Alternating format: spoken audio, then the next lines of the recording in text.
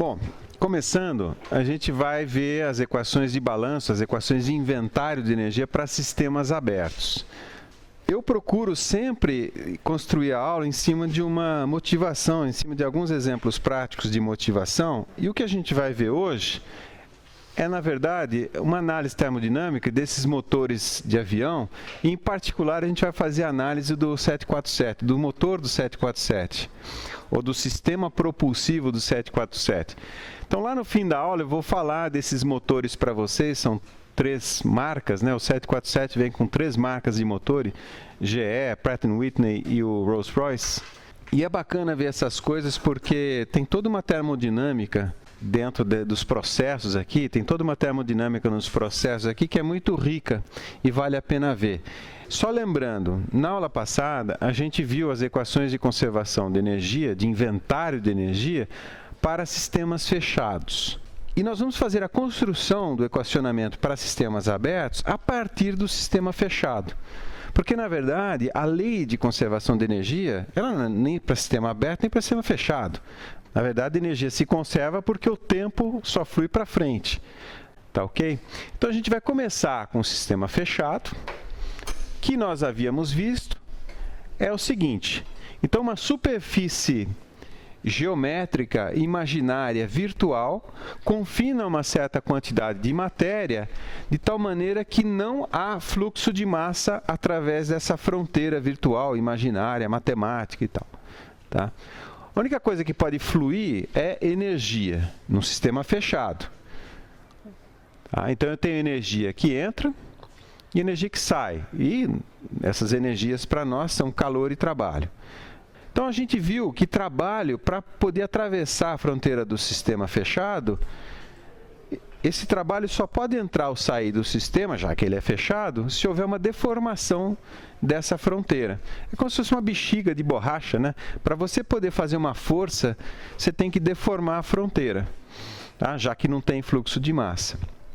A lei de balanço, a lei do inventário de energia, eu gosto da palavra inventário para fazer analogia com fluxo de caixa, a análise do que acontece na conta corrente. Tá? Então, o inventário de energia é muito simples para um sistema fechado. A quantidade que entra menos a quantidade que sai é igual à variação. A energia total líquida entrando no sistema é igual à variação.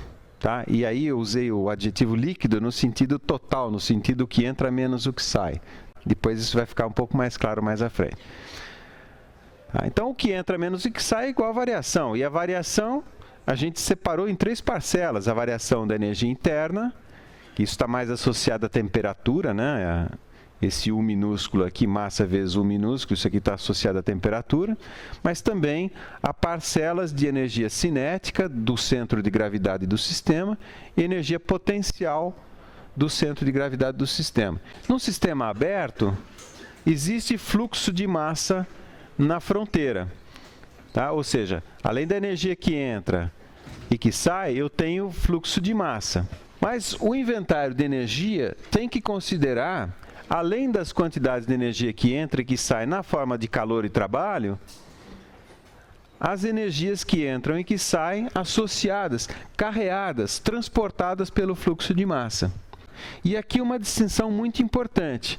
É preciso separar a energia que não tem a ver com o fluxo de massa, que seriam essas duas aqui que eu estou indicando.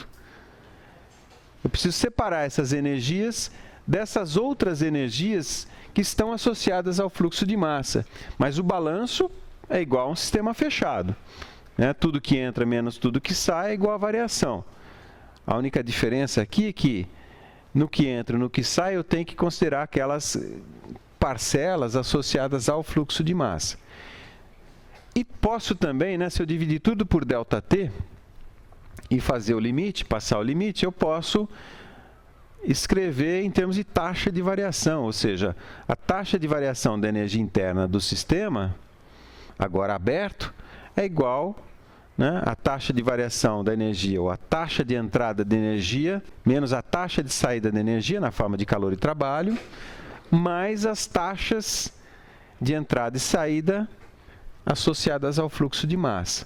o que a gente vai fazer para construir a teoria é identificar essa parte aqui, ó, a energia associada ao fluxo de massa, porque essa outra parcela aqui, ou na forma de taxa, ou na forma de delta, né, de variação, a gente já viu nas aulas passadas, nas quais a gente considerou sistemas fechados.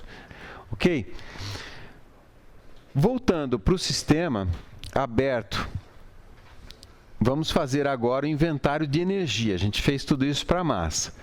Eu tenho a fronteira, como eu disse, aqui está entrando energia na forma de calor e trabalho, saindo energia da forma de calor e trabalho. Quando eu separo assim, olha pessoal, é para indicar que isso é energia sem fluxo de massa. E como eu disse para vocês, o importante é identificar as energias associadas aos fluxos de massa que entra e que sai. Então vamos pensar um pouquinho, como é que a energia pode ser carreada, como é que ela pode ser transportada por esse fluxo de massa? Para nós, tem duas maneiras. Primeiro, na forma de energia térmica e na forma de trabalho de fluxo. E eu vou explicar essas duas coisas para vocês. O transporte de energia térmica ou energia interna total, então isso é bastante simples, está associado ao fluxo de massa. Isso aqui não tem muito o que explicar. Então, a parcela térmica ou interna é bastante evidente, não precisa falar muito. O que é mais trabalhoso, digamos assim, é o chamado trabalho de fluxo. Ou seja, para fazer o fluxo entrar no sistema ou eventualmente sair, eu tenho trabalho mecânico envolvido. Tá? No sentido força vezes deslocamento. Tá? Para fazer o elemento entrar no sistema ou eventualmente se ele vai sair do sistema, ele pode produzir trabalho no ambiente. Seja como for, são fluxos de trabalho através da fronteira associados aos fluxos de massa. Um jeito fácil de entender isso é como está desenhado aqui, é como se fosse uma seringa.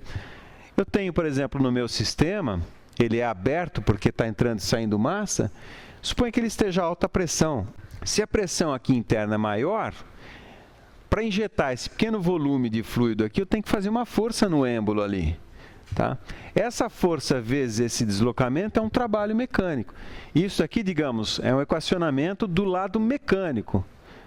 Tá? É essa força vezes esse deslocamentozinho aqui. Isso aqui é um trabalho mecânico que vai parar dentro do sistema e eu tenho que contabilizar no meu inventário de energia. Tá? Então, olhando aqui em zoom, né, a seringa, eu tenho um certo volume V aqui, que está sendo injetado contra uma pressão P, interna ao sistema.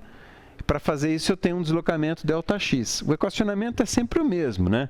Esse trabalho, que agora eu batizei de fluxo, e estou usando o índice E para dizer que é de entrada, e eu já omito esse índice E na direita da igualdade aqui, porque é trivial, né?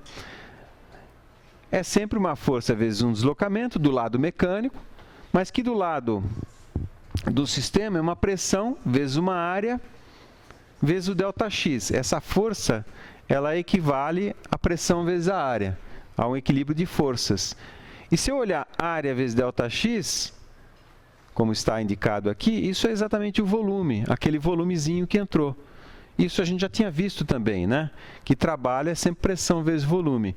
Apenas nesse caso aqui, a gente chama trabalhos de fluxo. Por quê? Porque foi o trabalho, a energia mecânica necessária, gasta para fazer aquele elemento de fluido entrar no sistema. Mesma coisa para a saída. Tá vendo? Eu tenho uma força aqui, o elemento de massa que está saindo do sistema está executando um trabalho no ambiente contra essa força aqui, ou seja, é trabalho que está saindo do sistema. E o equacionamento é o mesmo, né? Trabalho de fluxo, índice S, só para indicar que está saindo, e eu já omito os índices da direita da igualdade, tá? É força vezes deslocamento do lado mecânico, essa força é igual a pressão vezes a área do lado do sistema, área vezes ΔX é o volume. Então, o trabalho de fluxo saindo é PV. Ou seja, o trabalho de fluxo é sempre pressão vezes volume. Então, vamos ver a energia total de uma substância escoando. Para não ter que diferenciar entrando de saindo, eu vou dizer que ela está escoando. E a energia total eu vou batizar de θ. Então, olha, A energia daquele volume que está entrando, aquele V que está entrando, eu posso escrever como sendo E, né? É um ρV vezes a energia interna, mais a parcela gravitacional, mais a energia cinética. Então, isso aqui é o que entrou. É como se esse volumezinho aqui, isso aqui deveria aparecer em vermelho. Esse projetor não está, né? Então, está confundindo com o êmbolo. Então, esse volumezinho vermelho aqui, ele tem isso de energia. Mas quando ele entra no sistema, por causa dessa força aqui em cima, além da sua energia interna, que é essa parcela aqui, ele tem o trabalho de fluxo. Portanto, a energia total que está entrando no sistema é o E, que é isso daqui, mais o trabalho de fluxo. Tá claro? Ó, e esse trabalho de fluxo, ele existe porque eu tenho que fazer essa força para fazer ele entrar no sistema. Tá? Colocando as definições que a gente tem, θ é igual a m vezes U mais GZ mais V quadrado sobre 2, mais o trabalho de fluxo, que é a força vezes deslocamento, que a gente sabe, na verdade, que é PV. Eu só vou escrever, não mais em termos do volume absoluto, mas do volume específico, para poder pôr essa massa em evidência aqui. Então, o θ vai ficar m, que multiplica U mais GZ mais V quadrado sobre 2, esse V quadrado aqui é velocidade, né?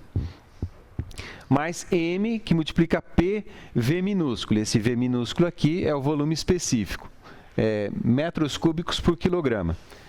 Colocando tudo em evidência, colocando o m em evidência, fica m, que multiplica U, mais GZ, mais V quadrado sobre 2, mais PV minúsculo.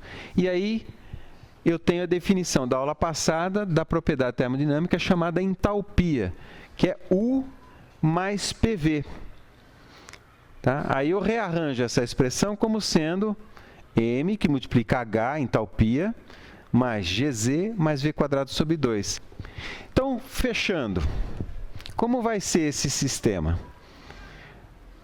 Ou seja, fazendo um inventário de energia no volume de controle, e vou considerar nesse caso aqui regime permanente, eu tenho calor e trabalho entrando e saindo do sistema sem fluxo de massa, e tenho energia térmica mais trabalho de fluxo entrando e saindo do sistema, associados a fluxos de massa.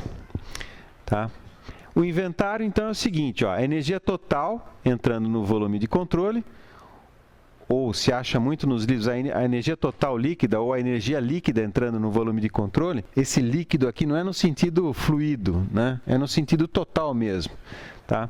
Então, a energia total líquida entrando no volume de controle é igual à taxa de variação da energia interna no volume de controle. Isso daqui é igualzinho à primeira lei para volume fechado, para sistema fechado. A única diferença, como eu disse, a gente considerou as parcelas de energia entrando e saindo associadas aos fluxos de massa. Em regime permanente, essa taxa de variação é zero. Tá? Então, eu tenho que a energia total líquida entrando no volume de controle é igual a zero. Em termos matemáticos, vamos ver o que está entrando e o que está saindo para regime permanente. Tá? Então, entrando, eu tenho certo fluxo de calor QE e um fluxo de trabalho WE, mais um fluxo de energia associado ao fluxo de massa, ou aos fluxos de massa, que eu vou escrever como sendo somatório de MK θK nas entradas. Isso igual ao que está saindo, um fluxo de calor QS, mais um fluxo de trabalho, um trabalho WS, mais o que está saindo associado aos fluxos de massa. Então, somatório de MK θK. Os tetas, por enquanto, a gente não vai mexer neles. Vamos só rearranjar um pouquinho essas expressões para trazer para a nossa nomenclatura de máquina térmica. Então, eu vou passar esse QS para cá. Então, vai ficar Q menos QS. E vou passar esse W para cá. E vou escrever dessa forma assim, ó, menos WS menos WE.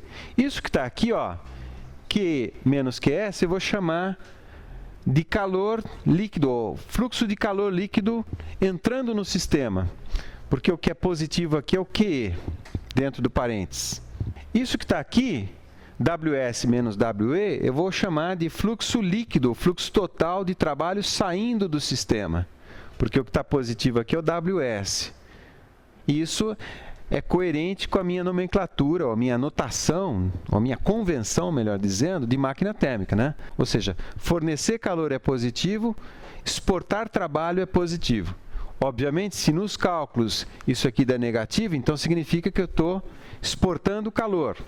Ou se o trabalho der negativo, significa que eu estou importando trabalho. Então, eu já posso desprezar os índices, eu posso tirar os índices. Eu vou escrever simplesmente Q menos W, como a gente já fazia na primeira lei para sistema fechado.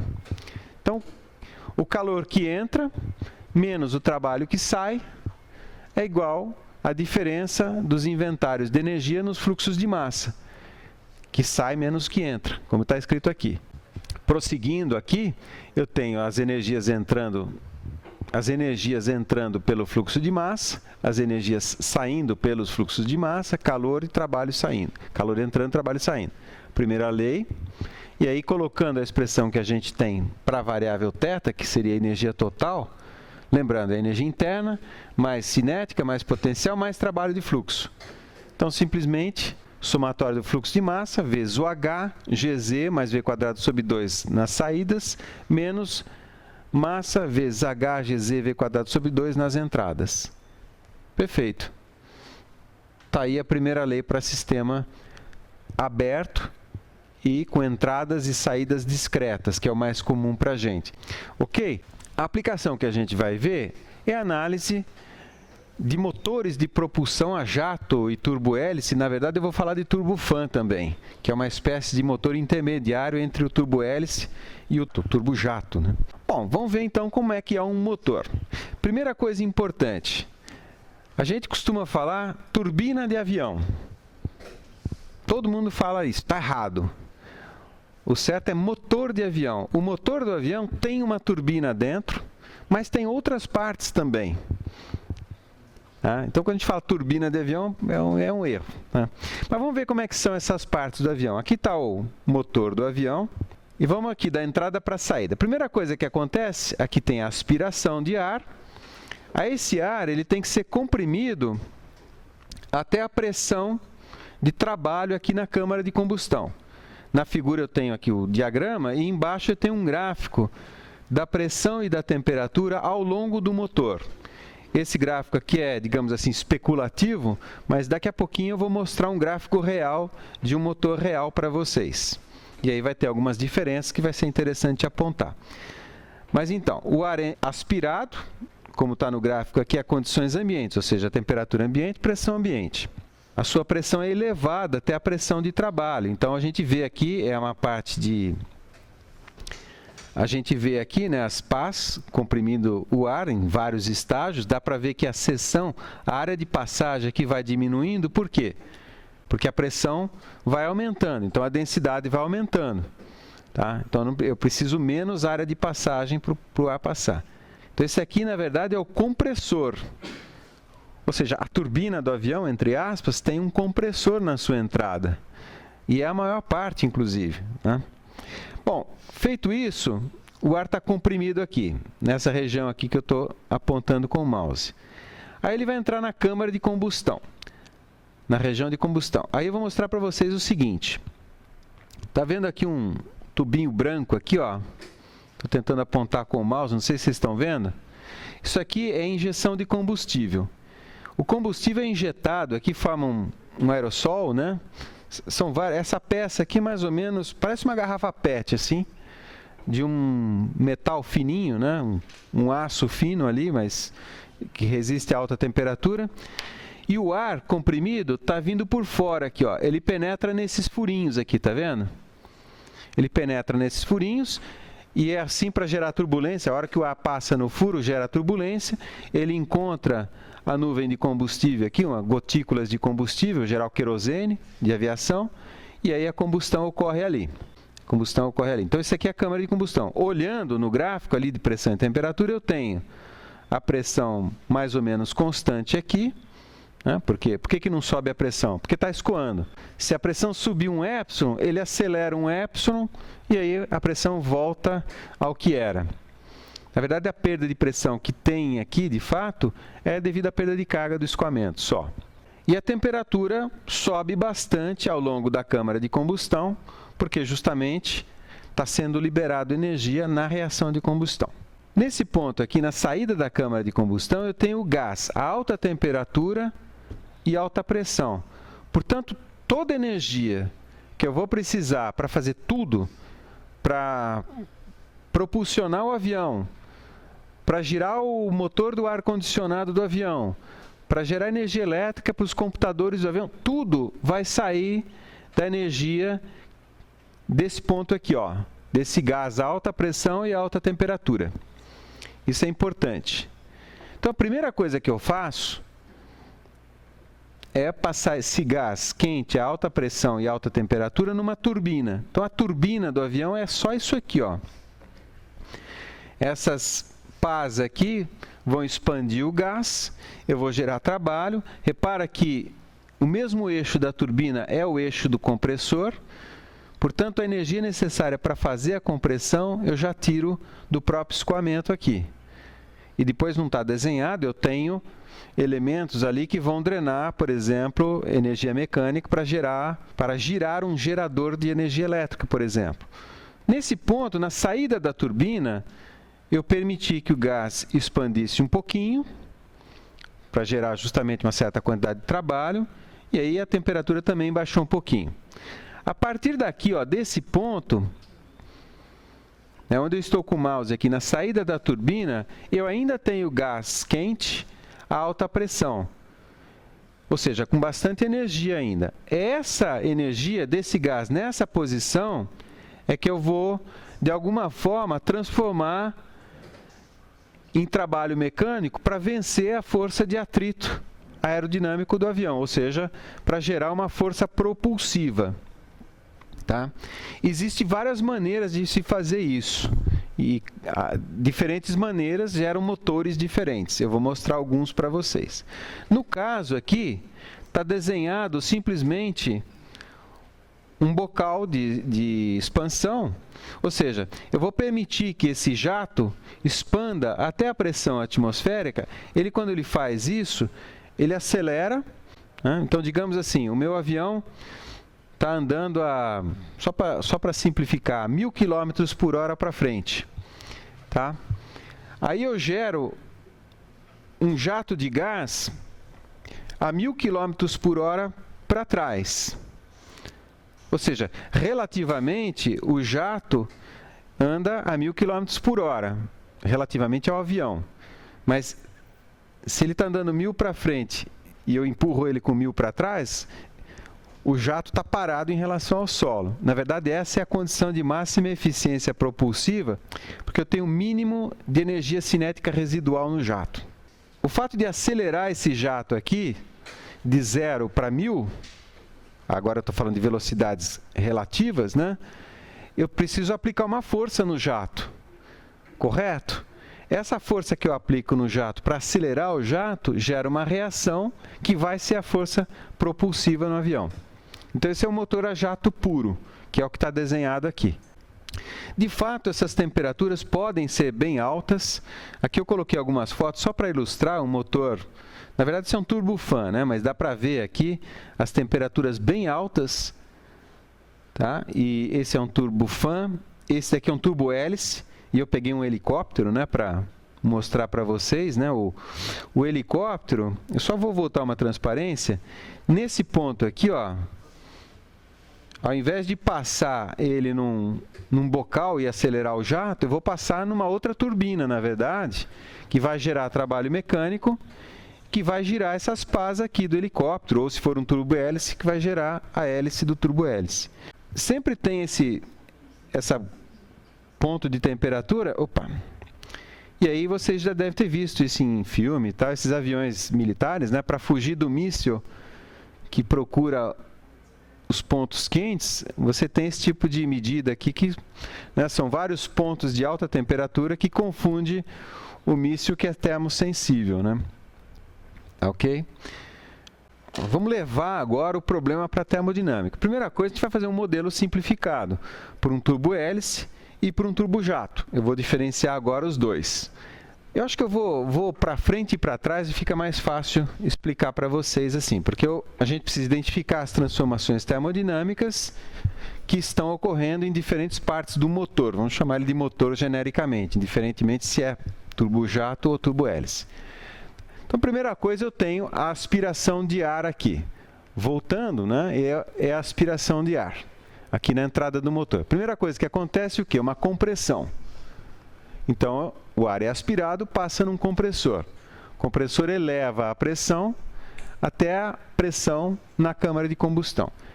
E aqui a gente vai fazer uma simplificação, que é o parte simplificado do modelo simplificado. Por quê?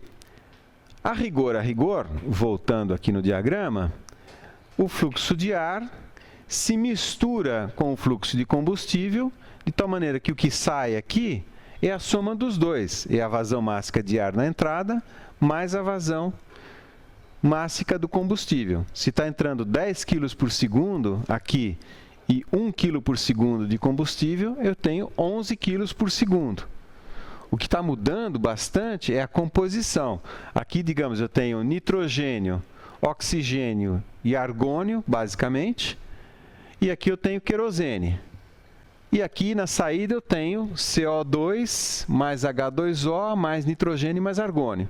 Para eu não ter que fazer toda essa estequiometria, e nós vamos ter uma aula sobre isso, eu vou fazer a seguinte simplificação. Eu vou considerar que o combustível está milagrosamente queimando e liberando calor. Então, eu vou desprezar a vazão mássica de combustível. Eu só vou aproveitar o calor gerado na combustão e vou considerar que isso é transferido para o ar e aí sim eu executo tudo que eu tenho que executar. Numa aula mais à frente, a gente vai fechar esse sistema aqui. Repara que a fronteira do meu volume de controle, agora sim, eu desenhei aqui. Agora eu sei que é um sistema aberto, porque eu tenho fluxo de massa aqui, fluxo de massa aqui, fluxo de calor aqui, fluxo de trabalho aqui. Então, isso é uma simplificação. Mas que depois eu vou pegar os dados reais do 747, vocês vão ver que estão bem próximos, tá? Mesmo com essa simplificação, estão bem próximos. Digamos assim, numa primeira análise, está bastante bom. Tá ok? Então, a aspiração, compressão, a combustão para nós vai ser simplesmente uma operação de aquecimento nesse modelo simplificado. Então, de alguma forma, eu vou calcular quanto calor eu libero em relação à taxa de queima de combustível e eu vou jogar isso para o ar na câmara de combustão, que para nós agora é simplesmente um trocador de calor. Ou seja, depois da câmara de combustão, eu tenho ar quente, a alta pressão, alta temperatura, como está mostrado no gráfico aqui do diagrama do motor. E aí eu vou passar numa turbina para gerar trabalho. Então, esse ar quente, alta pressão, alta temperatura, entra numa turbina, gera trabalho e eu tenho uma exaustão de ar aqui. Esse trabalho eu posso usar para acionar uma hélice, no caso do turbo-hélice. Tá vendo? Esse trabalho aqui é torque vezes rotação mesmo. Mas a diferença de um turbo-hélice para um turbojato está mais ou menos na forma de aproveitar esse trabalho aqui, ó. Aqui eu peguei o trabalho e acionei diretamente uma hélice. No turbojato é como se eu pegasse esse trabalho e usasse para acelerar esse próprio fluxo de ar que está saindo aqui, ó. Imagina esse trabalho aqui sendo gasto para acelerar esse fluxo de ar que está saindo aqui. Porque não é, o meu objetivo não é ter um fluxo de ar, não é acelerar um certo fluxo aqui. Eu posso fazer isso diretamente. Tá? Só que eu não vou usar uma hélice. Então, eu vou usar um bocal. Um bocal faz exatamente isso. Tá? Eu vou... Tá vendo que eu já não desenhei mais o trabalho aqui, o trabalho está embutido aqui, eu já vou elaborar, né? Mas então o meu fluxo de massa, que é o mesmo fluxo da aspiração, vai entrar num bocal, ele vai acelerar absurdamente aqui, tá? E vou ter uma reação que vai ser a minha força propulsiva. Se eu olhasse ali, eu fizesse um gráfico nesse bocal, eu vou ver exatamente o seguinte, né? A pressão, tipicamente 10 bar, depois eu vou explicar por que não tão alta essa pressão. Tá? Então, a pressão vai caindo de 10 bar para a pressão atmosférica e a velocidade do som vai subindo, perdão. E a velocidade do escoamento vai subindo para valores, por exemplo, 250 metros por segundo, até bem mais do que isso se for ao nível do mar, né? Mas de tal maneira que eu tenho velocidades normalmente supersônicas na saída do bocal aqui. E aí eu preciso abrir um parênteses, não sei se alguém teve essa dúvida. Poxa, mas eu quero acelerar o escoamento, não quero? Por que eu estou usando um bocal convergente e divergente?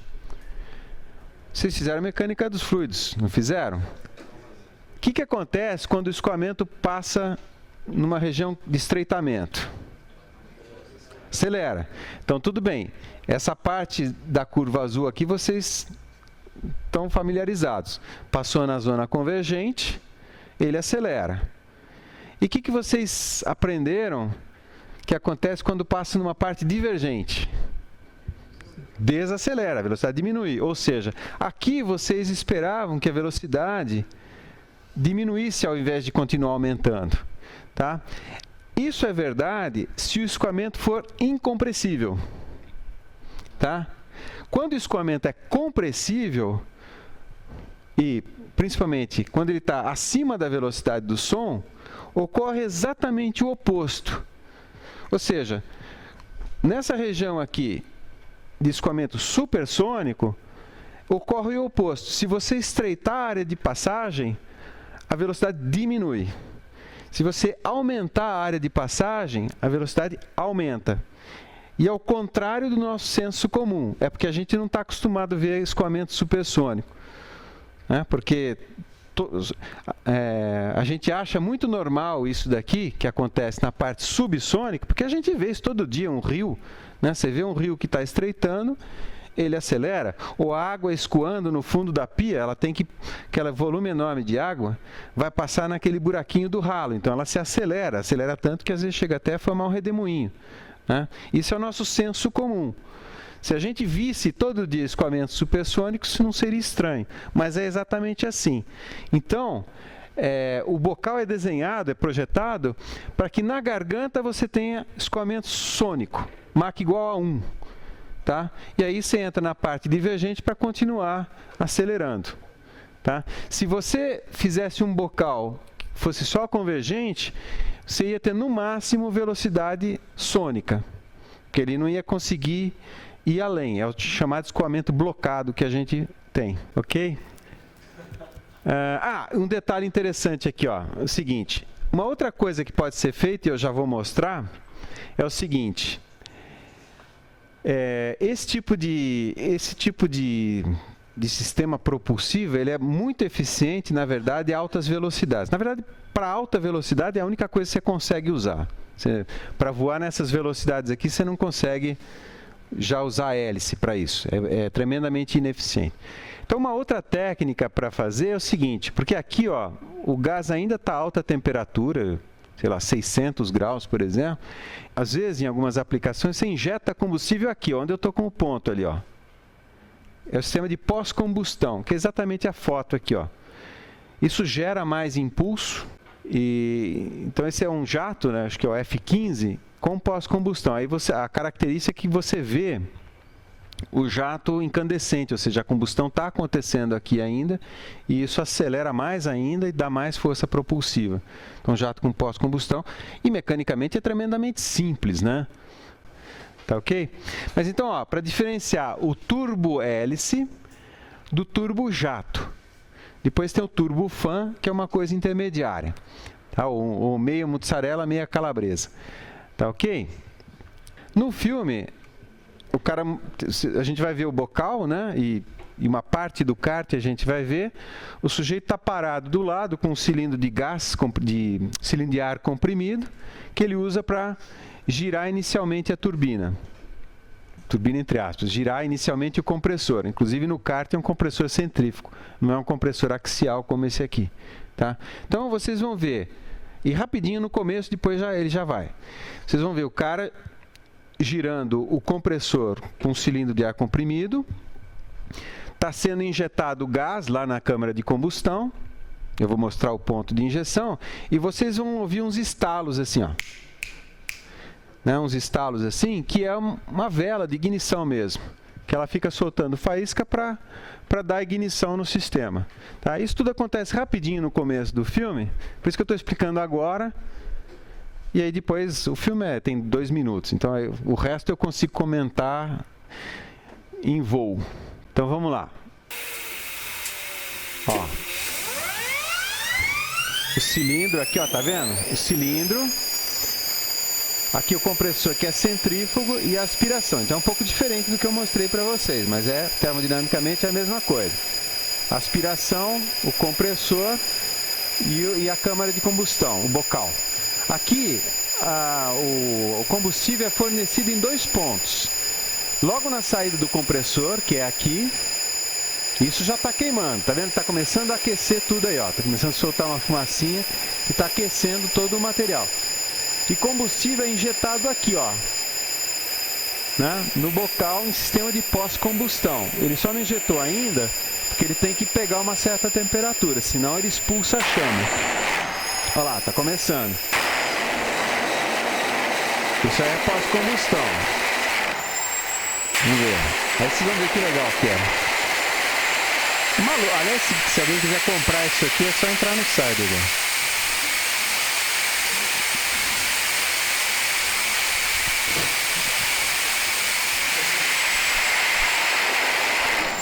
Mecanicamente é uma porcaria, né? Porque isso aqui está gerando calor, está queimando o asfalto aqui, sabe? Mas é impressionante, né? Esse pessoal faz muito com lata, assim, sabe? Com lata de Nescau, essas coisas assim. Agora sim, agora ele vai criar coragem. Dá uma olhada.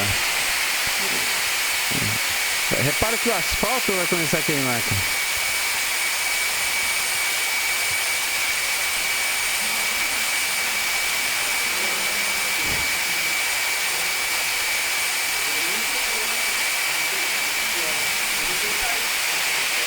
Não, é legal ver, depois tem um vídeo desse cara correndo, né, demonstrando.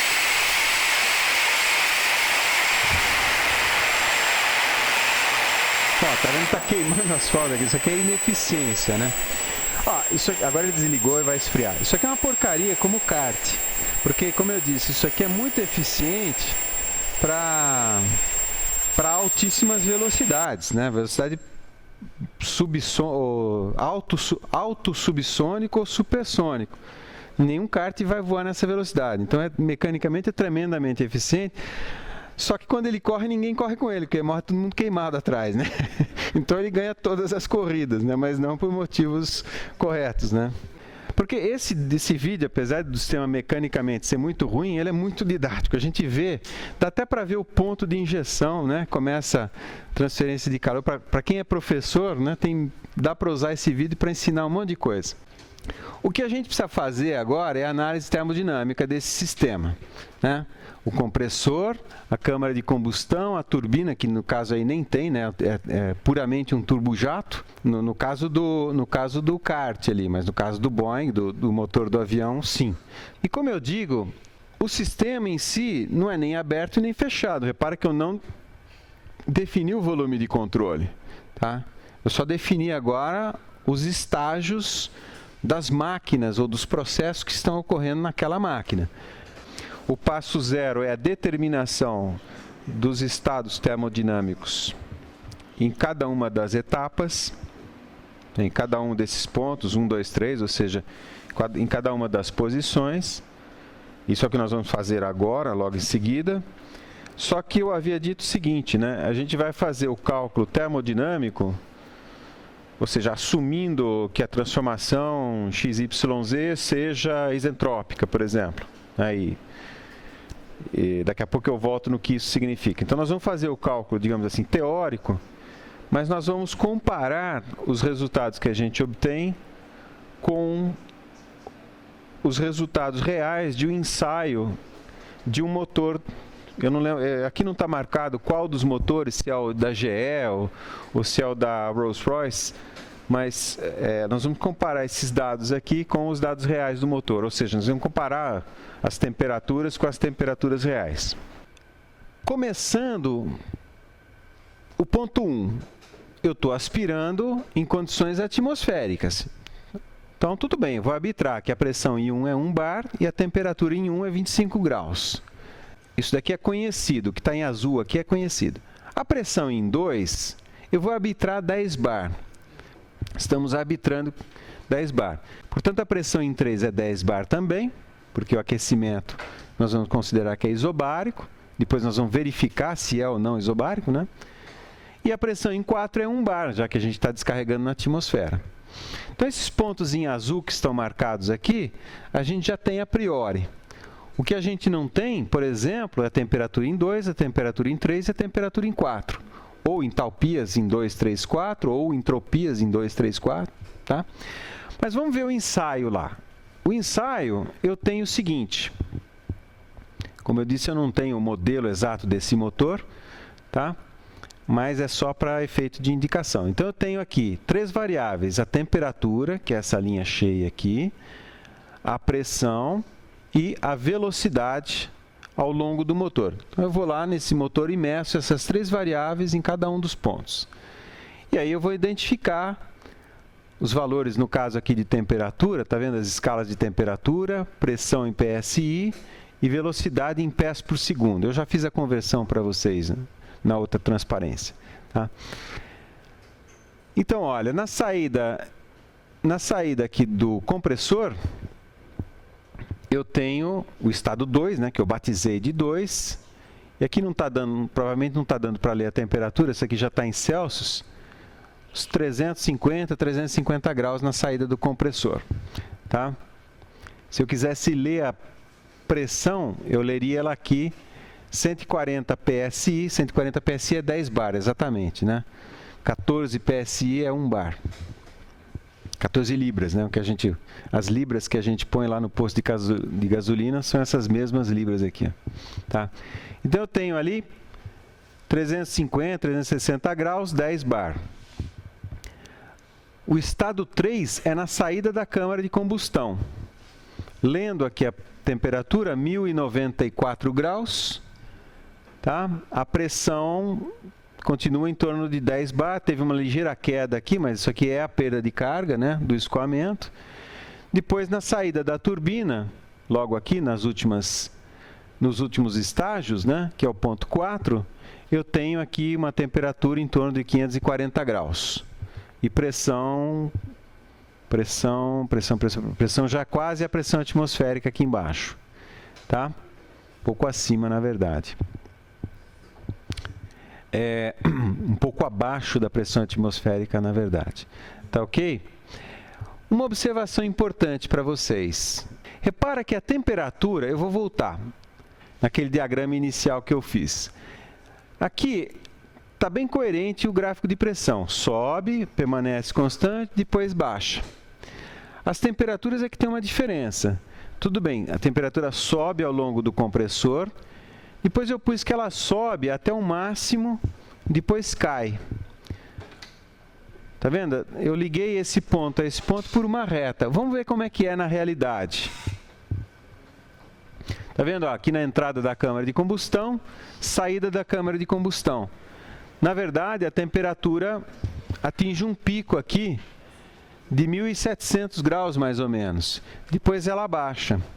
Do ponto de vista dos balanços energéticos que eu vou fazer, não tem problema nenhum eu ligar esse ponto a esse ponto por uma reta.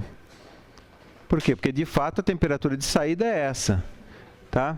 Porém, se eu for fazer uma escolha dos materiais e não levar em conta que o material pode alcançar 1700 graus, eu posso escolher o material errado, né? Porque eu estou achando que a temperatura máxima é 1094 graus, quando na verdade a temperatura máxima é 1700 graus. Tá? Então, esse é um ponto importante. A termodinâmica que a gente faz não mostra isso, porque a gente faz só cálculos de entrada e saída. Tá? Precisaria entrar ali. E por que que forma esse pico de temperatura e depois cai? Pelo seguinte, agora sim, eu vou pular algumas transparências, tá? E vou mostrar, por exemplo, daqui a pouco eu vou mostrar a reação de combustão para vocês. Então, aqui é querosênio, C12H26, tá? Com oxigênio, dando CO2 mais água. Repara que eu nem estou considerando o nitrogênio atmosférico e tal. Essa reação aqui, vocês viram no cursinho, né? Aqui não tem nada mais difícil do que a gente já viu no cursinho. Essa reação aqui, ó, na verdade é o começo e o fim. Existem várias reações intermediárias aqui que não estão explicitadas. Então, a primeira coisa, antes de formar CO2, eu formo CO. Depois é o CO2 com O2 que forma CO2. Ou seja, se eu quisesse calcular, e numa aula mais à frente nós vamos fazer exatamente isso, vamos calcular as temperaturas dessa combustão aqui, por exemplo, com ar, com excesso de ar e tal, tá? Então, se eu quisesse calcular exatamente as temperaturas ao longo da câmara de combustão, eu precisaria considerar cada reação química intermediária, cada reação de combustão intermediária. E aí sim, esse tipo de pico aqui é super característico da formação de CO, que depois ele degrada e forma CO2 e aí a temperatura baixa. Tá? É a parte, digamos, metalúrgica que exige que eu faça esse tipo de cálculo aqui, para ver qual que é o máximo de temperatura. Porque, repara, a carcaça da câmara de combustão, que está desenhada aqui, ela tem que aguentar o quê? 10 bar a 1.700 graus e não a 1.000 graus. Já faz uma diferença brutal. Bom, então aqui eu identifiquei, né?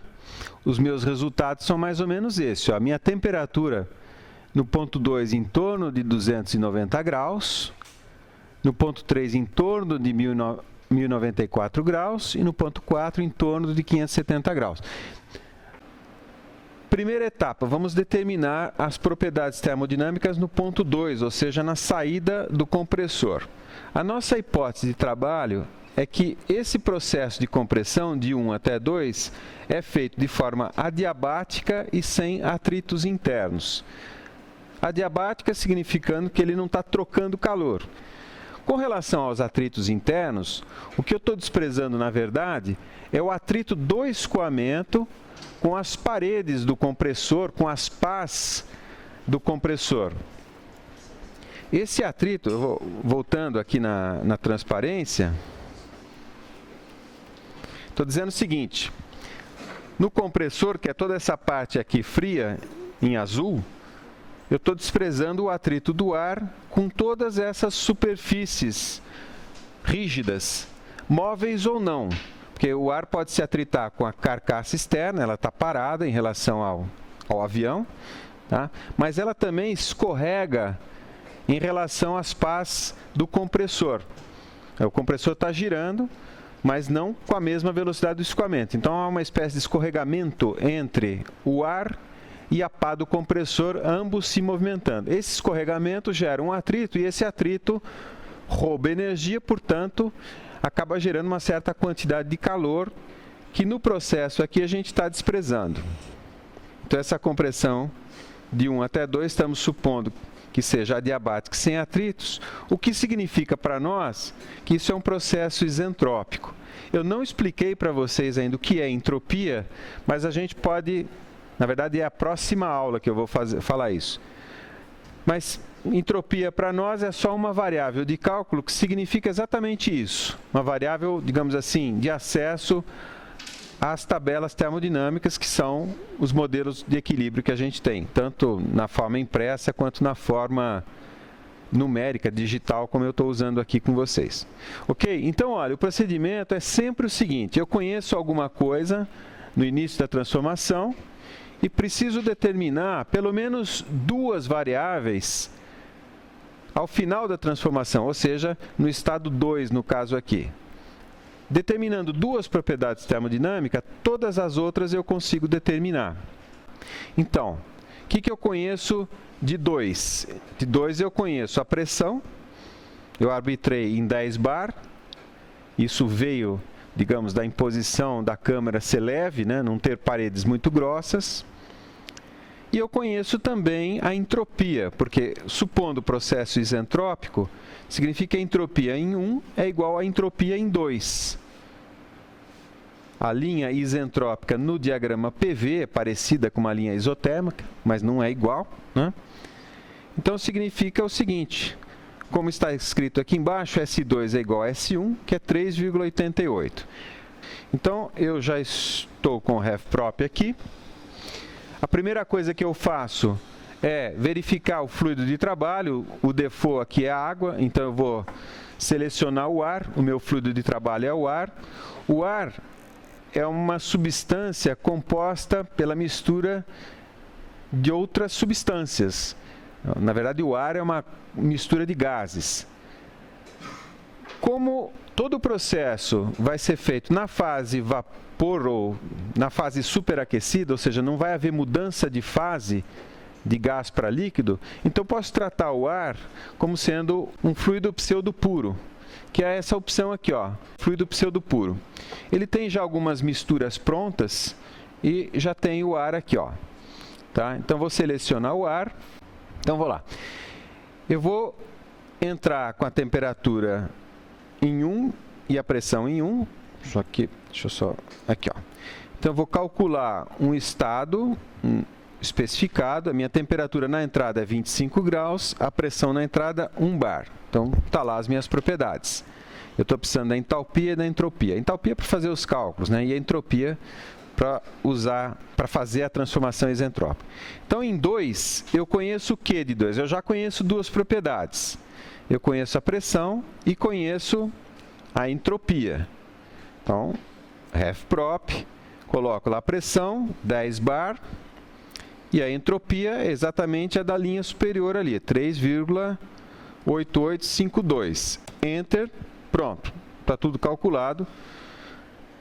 A temperatura 297,90 e a entalpia 703,05 que eu preciso para fazer o balanço energético no volume de controle.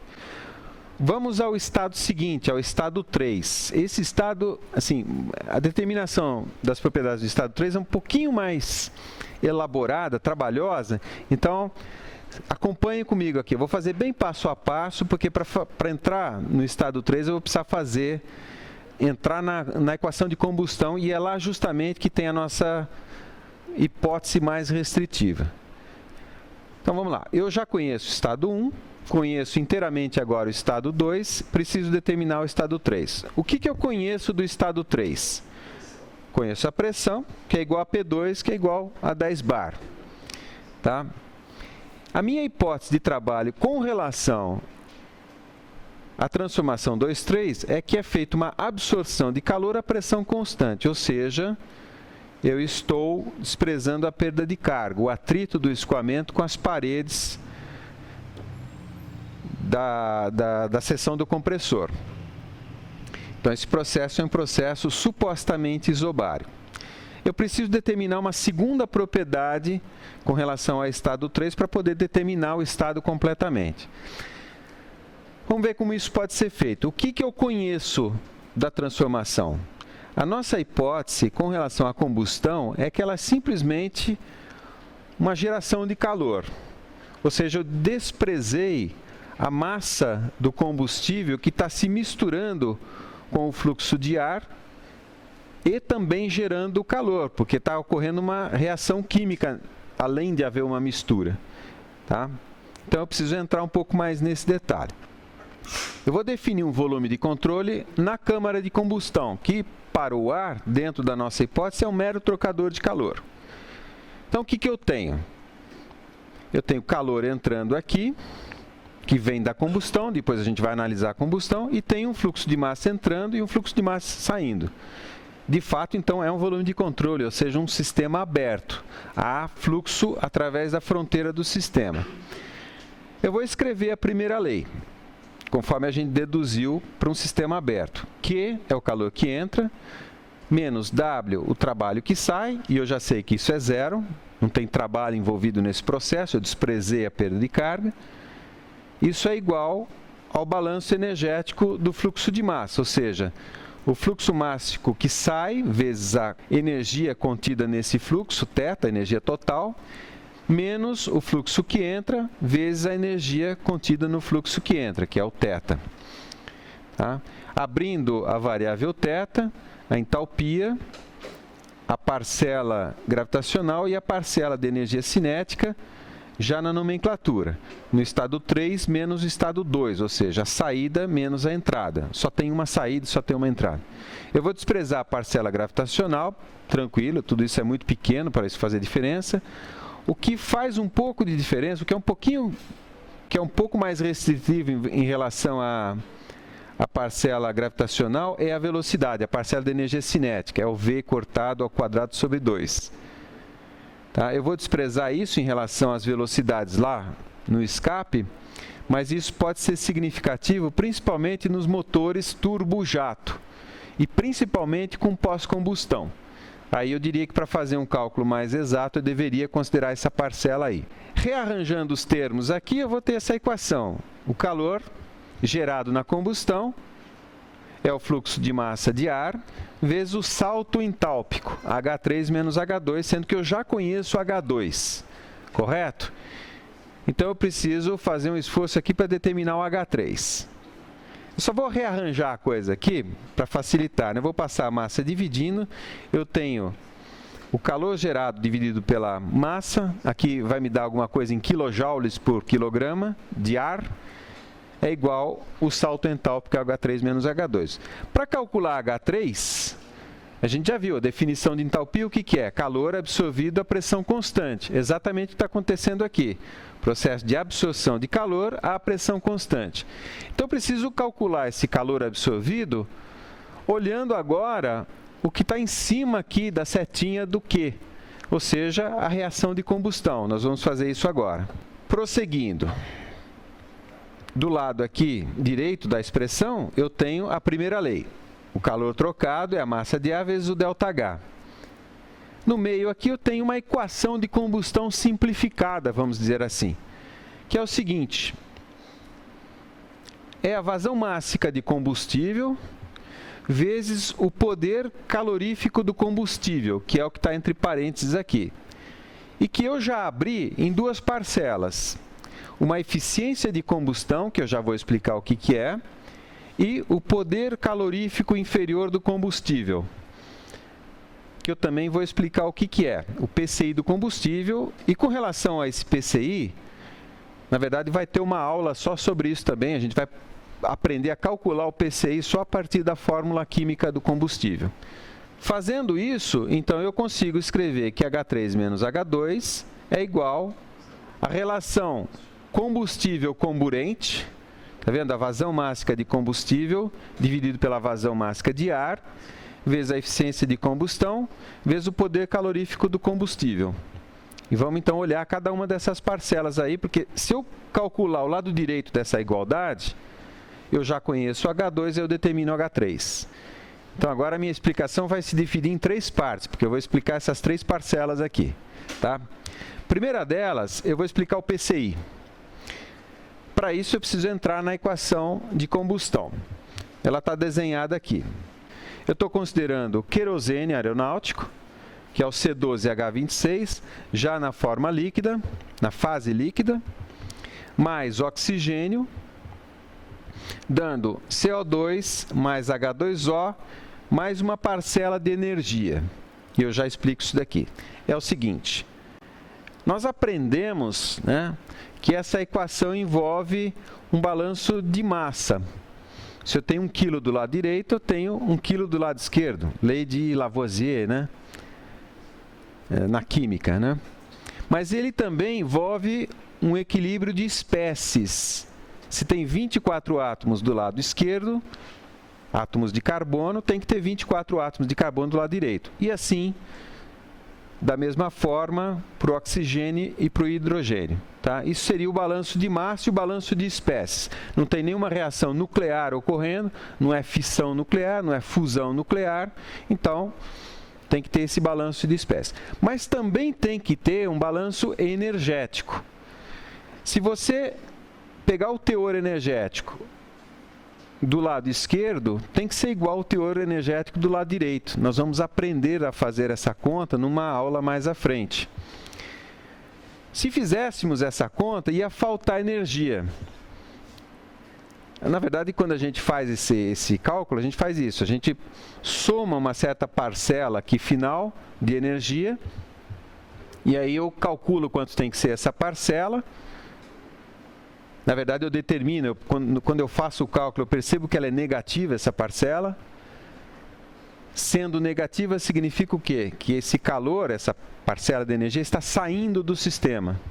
Olhando aqui a equação, eu percebo o seguinte. Em primeiro lugar, 2 mols de querosene, mais 37 mols de oxigênio. Se a eficiência de combustão fosse 1, o que de fato ocorre num calorímetro, eu teria essa parcela de energia aqui, ó, 15,026 megajoules. Tá? Então, o PCI molar, né, do combustível é esse 15,026. Mas a minha equação aqui, olha, ela não está por mol, ela está por quilograma, ou seja, ela não está em base molar, ela está em base mássica. Eu preciso fazer essa conversão. Tá? Para isso, eu vou usar as massas molares. Eu sei, então, que a massa molar do querosene, 170,3 gramas por mol. Então, fazendo as contas para o PCI em base mássica, o 15,026, isso equivale, na verdade, ao calor gerado em 2 mols de querosene. Portanto, eu multiplico esse 2 por 170,3 gramas por mol. Tem um 10 a menos 3 aqui só para calcular em quilogramas. Eu obtenho aqui o PCI do querosene, 44,19 megajoules por quilograma. Isso significa o seguinte: se eu queimar estequiometricamente o querosene, eu vou obter essa quantidade de energia por quilograma de querosene queimado. Quando eu falo estequiometricamente, significa com a exata quantidade de oxigênio necessária. Mas então, essa é a combustão estequiométrica. Ou seja, daquele parâmetro eu calculei o PCI aqui, fazendo uma análise térmica da equação de combustão. Passo seguinte, eu preciso determinar a relação ar-combustível. Então, eu volto de novo na equação de combustão e eu sei o seguinte. Eu sei, na verdade, que eu tenho uma relação combustível-comburente, 2 mols de querosene para 37 de oxigênio. Mas isso é uma relação molar. Eu preciso de uma relação mássica, quilograma por quilograma, não mol por mol. Então, a mesma coisa, eu vou usar a massa molecular. Eu sei que a massa molecular do oxigênio é 32 gramas por mol. A massa molecular, eu já tinha visto, 170,3 gramas por mol. Isso em quilogramas significa 1,18 quilogramas de oxigênio para 0,34 quilogramas de querosene. Só que tem um detalhe, isso daqui é a relação de combustível, que é o querosene, para o comburente, que é o oxigênio. Mas essa aeronave não está voando numa atmosfera de oxigênio puro, ela está voando no ar. Então eu preciso ver quantos quilogramas de ar contém 1,184 quilogramas de oxigênio. Então, de novo, eu preciso fazer um balanço mássico agora olhando a composição química do ar. Então, está aqui essa tabelinha. Isso aqui eu tirei lá da Wikipedia. Está vendo a composição do ar atmosférico? N2, nitrogênio, oxigênio, argônio.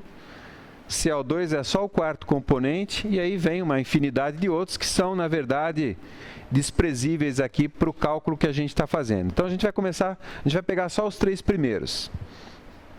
Então, para nós, o seguinte, ó, 1 mol de ar tem, na verdade, 0,78 mols de N2, 0,21 mols de ar e 0,009 de argônio.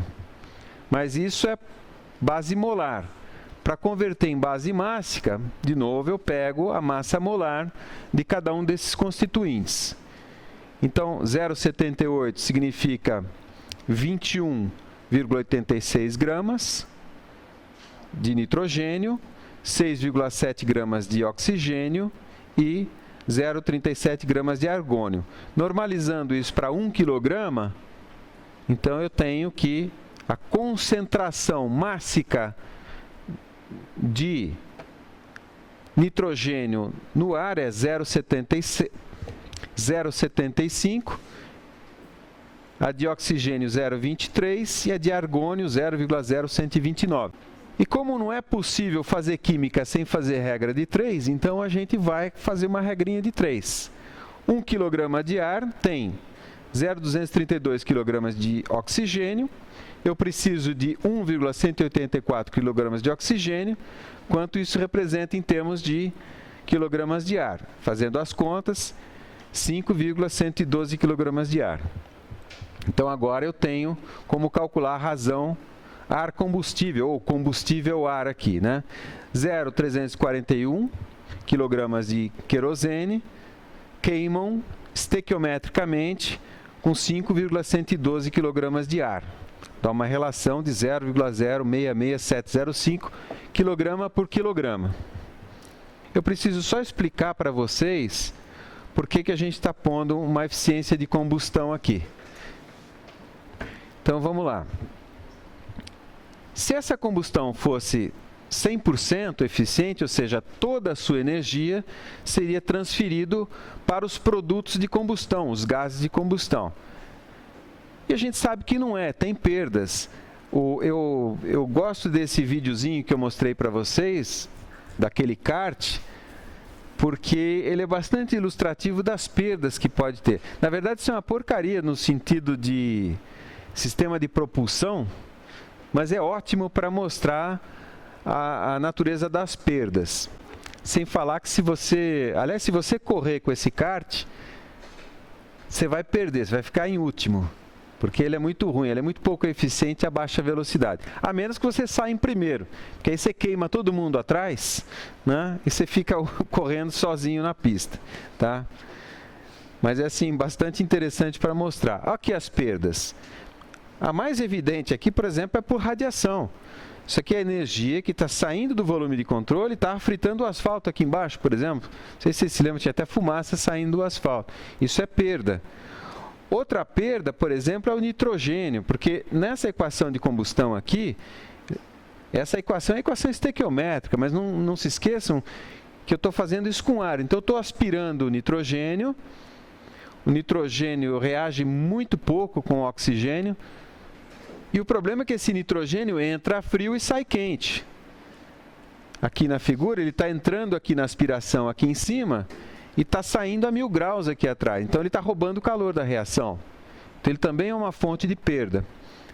E também, como eu expliquei para vocês, o excesso de ar. Normalmente, você opera essa combustão aqui com ar a mais, para impedir que a temperatura de combustão seja alta a ponto de derreter o material da câmara de combustão. Bom, então, é fácil identificar, é fácil justificar que tem muitas perdas, né? Essa energia gerada aqui, ó, esse PCI, ele não vai inteiramente para a reação química, tá? Ele sai do sistema, ou melhor dizendo, esse PCI ele não vai inteiramente para o fluxo de ar.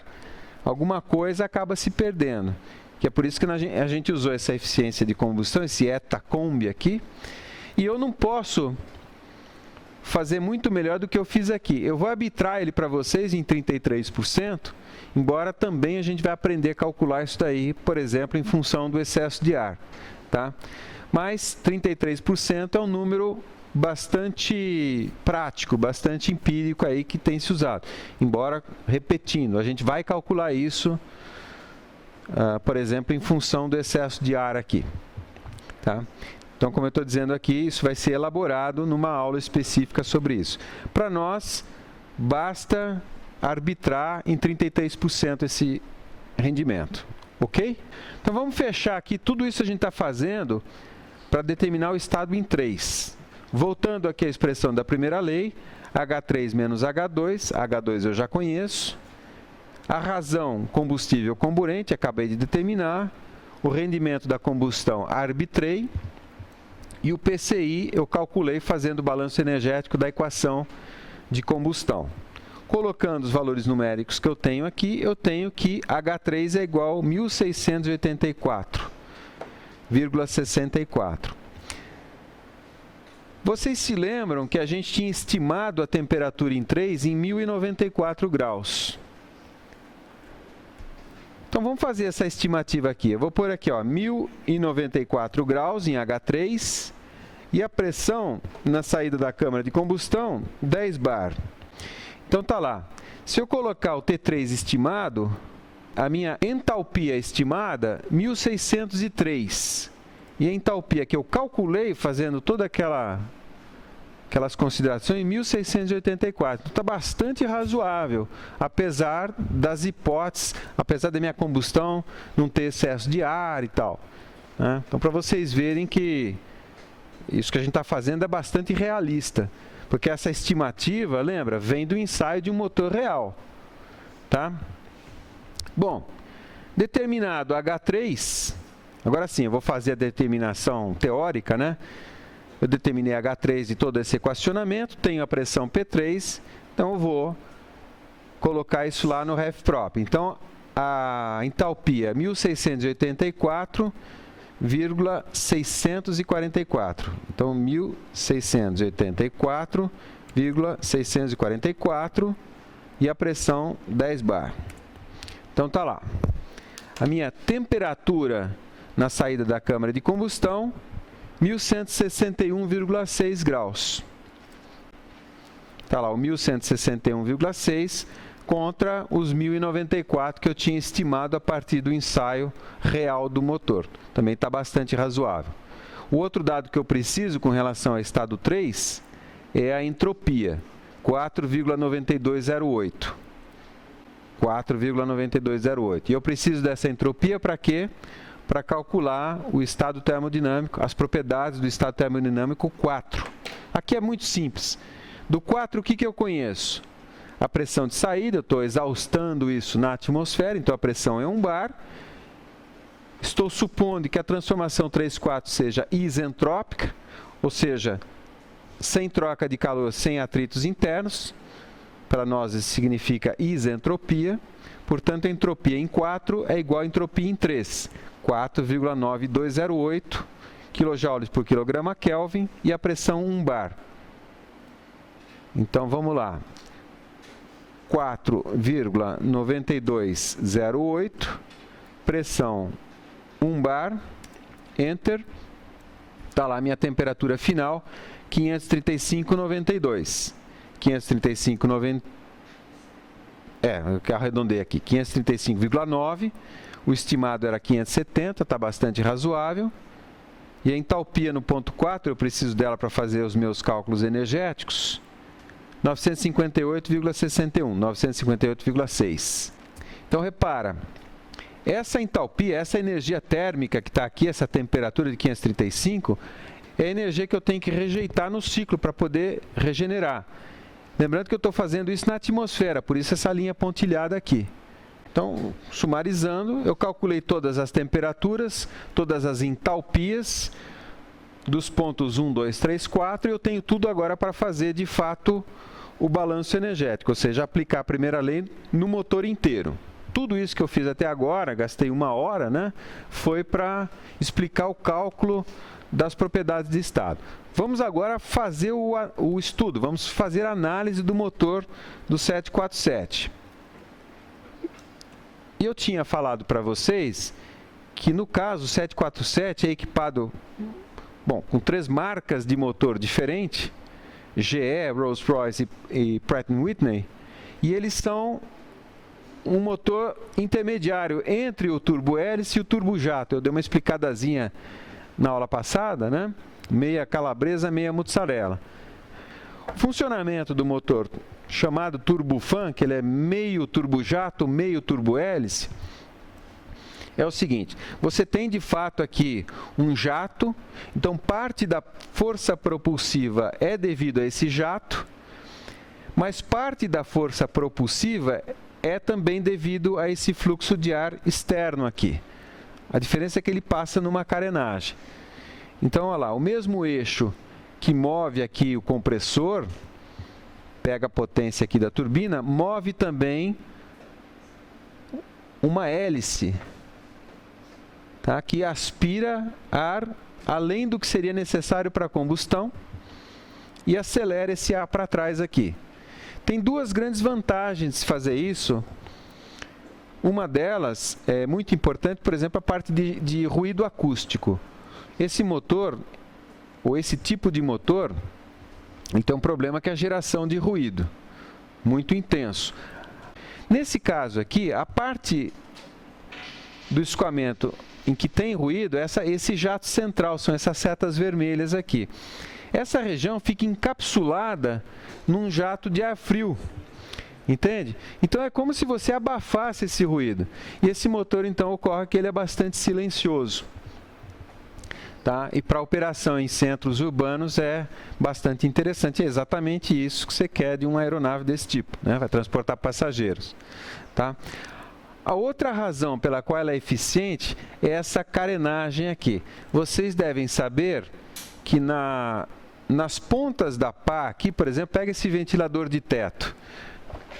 A pá está girando, então você tem pressão maior embaixo e pressão maior em cima. O que acontece na ponta? Você tem um escoamento de baixo para cima, é o chamado vórtice de ponta de asa. Então, parte da energia mecânica que eu estou empurrando a pá está sendo gasta não para gerar fluxo para baixo, por exemplo, mas para gerar turbilhão, o vórtice da ponta da asa. Isso é fonte de ineficiência. Tá? Se você carena a ponta da pá, você mata esse vórtice de ponta de asa, então você não tem essa perda. Tá?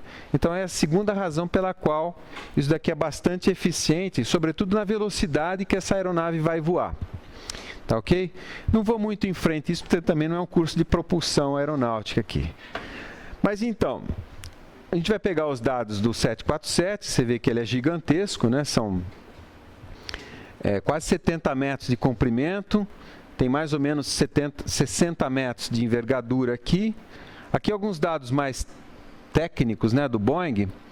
Na verdade, aqui eu preciso explicar, são as diferentes configurações, a configuração cargueira, por exemplo. Então, repara aqui, ó, o peso dele, ou a massa do Boeing, a máxima carga de decolagem, então 300 e poucas toneladas, a velocidade de cruzeiro, 893 km por hora, isso daqui dá Mach 0,84, e o empuxo. Aqui tem empuxos para os três tipos de motor, né? O Pratt & Whitney, na verdade, o Rolls-Royce aqui, que é o que a gente está mais acostumado, 223 kN. E uma observação, isso aqui é empuxo estático, tá? Isso aqui é um motor preso na bancada, põe ele no talo, né? E mede o empuxo que ele dá, ok? Isso aqui são números de referência, nós vamos fazer alguns cálculos para fazer essa comparação aí. Então, vamos fechar a análise agora no motor. Definir um volume de controle, agora englobando o motor inteiro. Eu só estou excluindo a forma em que a gente vai gerar aquele fluxo de ar que vai impulsionar o avião para frente. Tá? Então, eu estou só considerando o compressor, a câmara de combustão simplificada e a turbina. A turbina vai gerar para mim um excedente de trabalho mecânico que eu vou converter em fluxo de ar usando um turbohélice, um turbofan ou um turbojato. Mas isso eu não vou entrar no detalhe agora. Tá? Então, para nós, a análise é só isso aqui. Então, defino o volume de controle e escrevo a equação de balanço, que eu gosto de chamar de inventário de energia no volume de controle. Então, vamos lá. Q menos W, calor é o calor que entra, é o que vem da combustão. W é a potência mecânica que sai, então é a potência mecânica que eu tenho excedente na turbina, que eu posso acionar um turbohélice, por exemplo. E aí, o balanço da energia contida no fluxo. Então, a vazão máxima de ar vezes a energia total que entra, menos a energia que sai. Na verdade, é o inverso aqui, né? O que sai menos o que entra. A transparência está errada. Depois, no vídeo, eu corrijo isso. Eu estou, da mesma maneira, desprezando a componente gravitacional, que é bastante razoável. Estou desprezando também a componente cinética, e isso não é razoável a Machs elevados. Aplicando todas essas considerações, eu vou ter, então, que Q menos W é igual à vazão máxima de ar vezes o ΔH, o salto entálpico. E eu tenho uma relação combustível-comburente que veio da análise da equação de combustão, que é a vazão de querosene igual 0,066705, vazão máxima de ar. Um parênteses aqui. A análise da equação de combustão só me fornece a relação entre combustível e comburente. De fato, eu não consigo calcular quanto de combustível eu vou gastar, ou quanto de ar eu vou gastar, sem especificar o motor. Porque esse motor pode ser desse tamanho, pode ser desse tamanho. A relação pode ser a mesma, a razão, né, ar-combustível, pode ser a mesma, mas individualmente eu preciso do tamanho do motor. Na verdade é simples, eu vou lá no catálogo do motor e pego o consumo dele. Então está aqui em cima. Esse motor consome 0,8 kg de querosene por segundo. É quase 1 litro por segundo.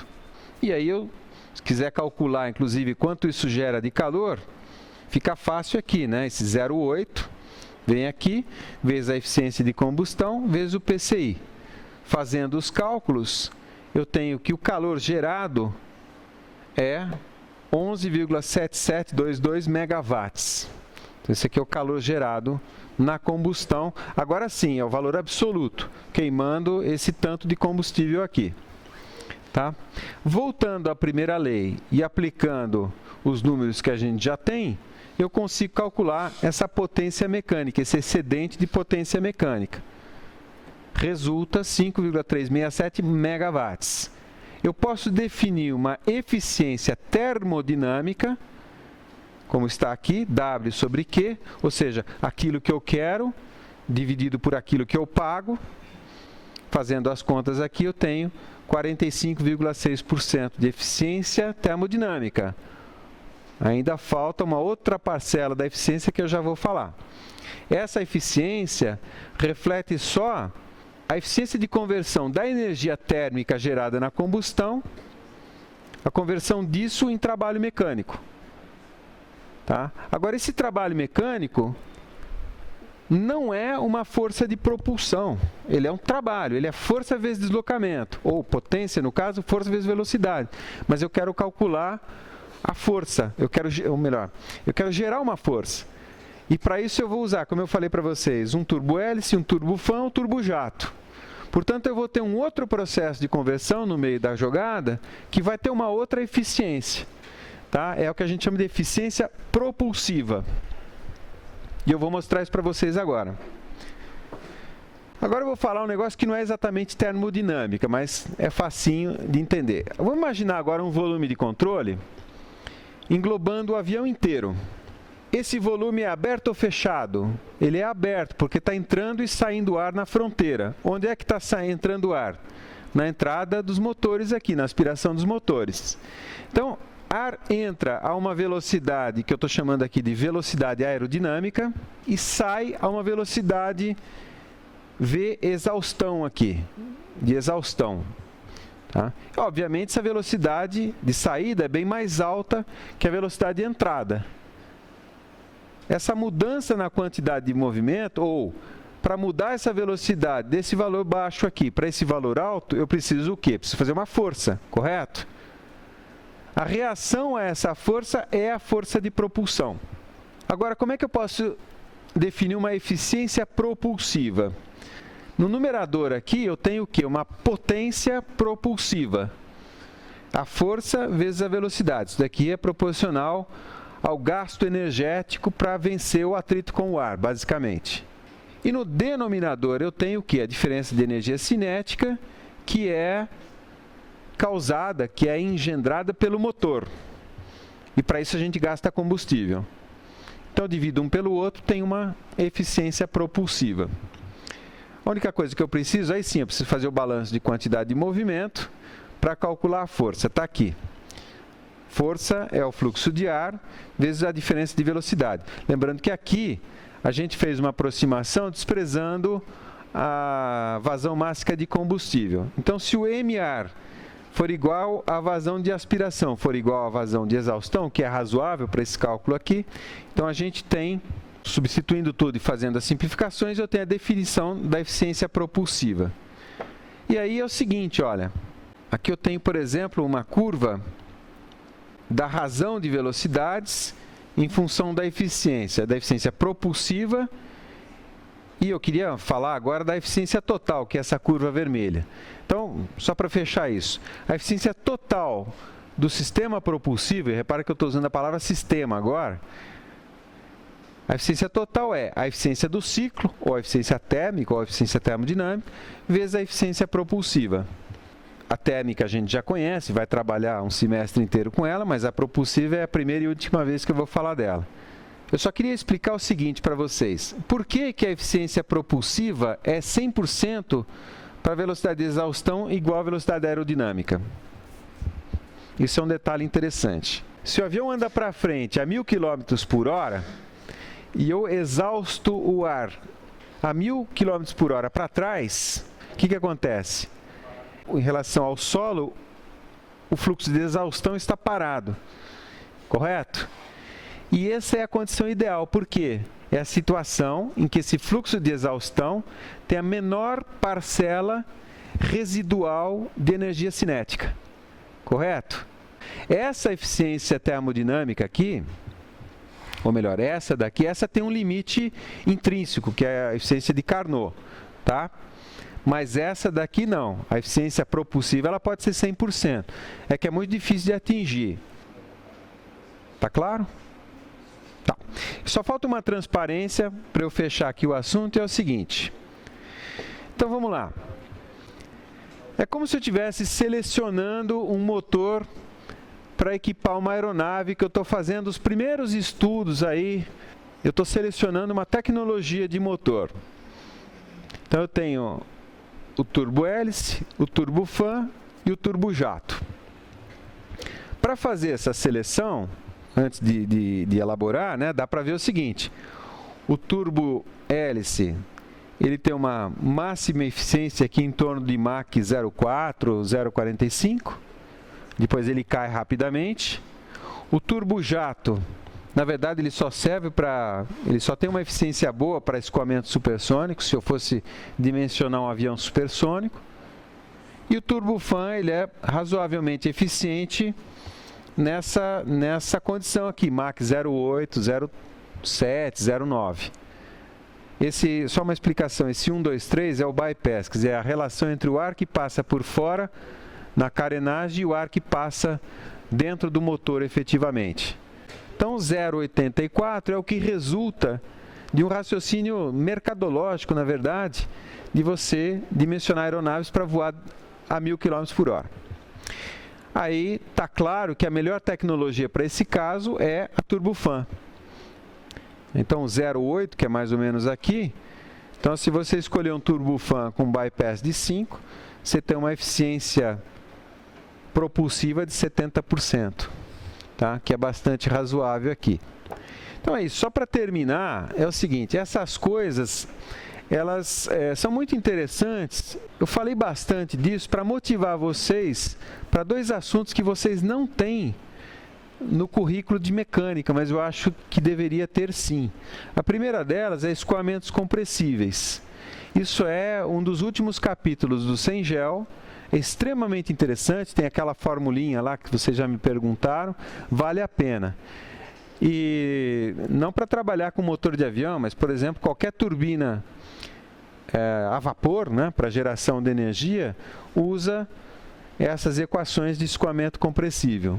Turbina a gás ou turbina a vapor. A turbina a gás é mais interessante ainda porque gera toda a parte de combustão, né? Uma turbina a gás é exatamente isso aqui, ó, só que estacionário, ele inclusive aspirando ar atmosférico e exaustando para atmosférico. A diferença é que isso não se move e isso daqui você acopla num gerador de energia elétrica, tá?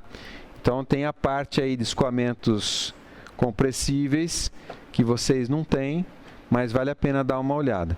E a tecnologia de propulsão é principalmente para quem gosta aí de mobilidade, vamos usar o termo lá, né?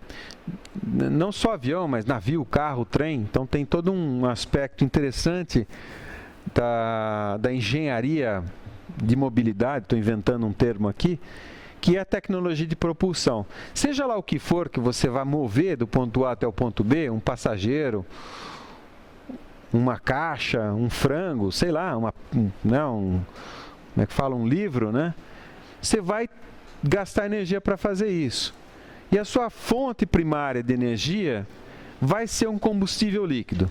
Não tem nada melhor para armazenar energia que combustível líquido. Nada. Nada. Já se fala muito em célula combustível e tal. Nada ganha em praticidade, em escala e tal, do que o combustível líquido. Ou seja, vai envolver uma equação de combustão e depois uma conversão disso em trabalho mecânico, porque mover uma carga do ponto A ao ponto B significa força vezes deslocamento, ou seja, trabalho mecânico. Então, vai ter que ter aquela conversão termodinâmica de calor em trabalho. Então, é por isso que eu estou falando um pouco aqui dessa parte de propulsão, mas num sentido bem mais amplo da palavra. Tá ok? Feito. Dúvidas com relação à aula? Tá. Então, obrigado.